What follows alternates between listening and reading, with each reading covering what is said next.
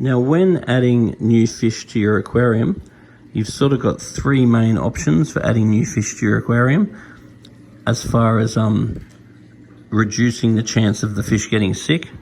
Option number one is do nothing and hope.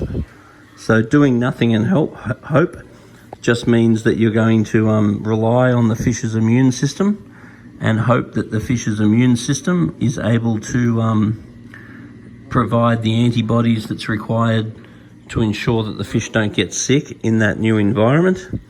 If you're lucky, do nothing and hope might work. The next option is to lower your salinity and even consider medicating. So there are various supposed reef safe medications that you could look at putting into the aquarium and hoping that that will stem any sort of parasitic issue. Various products like Majestic that people get varying success with. And the last option, which is absolutely the best option, is quarantining your new fish. Now, if you don't have many fish, it might be hard to justify a quarantine tank. But if you do have a fair bit of money's worth of fish, it's really worth getting a quarantine tank.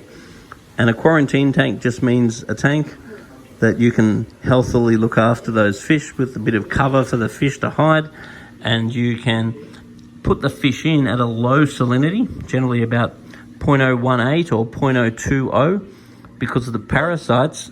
They hate the fresh water. They love it nice and salty. And the low salinity is going to ease osmotic pressure on the fish, which means that there'll be more energy available for the fish's immune system. Then you put the fish into the quarantine tank. You can monitor them over a month. You can get them feeding on the foods that you like to feed. You can make sure they're happy and healthy. You can slowly raise the salinity.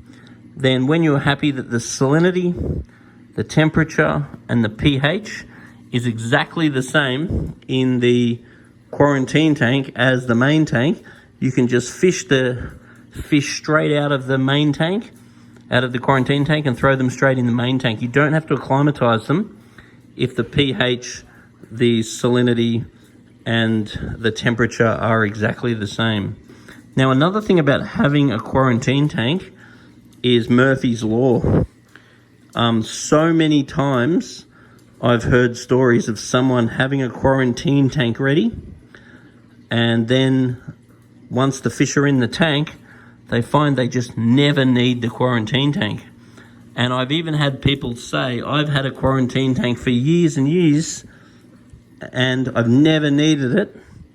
Then they've given the quarantine tank to little Johnny to set up for some goldfish, and all of a sudden, the quarantine tank is no longer available because little Johnny's got goldfish in it, and bingo, all of a sudden they need a quarantine tank. So don't ask me how that works, but it's something I've seen over and over again. The long and short of it is, if you have a lot to risk, then it's really worth having a quarantine tank. Other things like ozonizers and UV sterilizers that are over 18 watts also tend to just help this situation.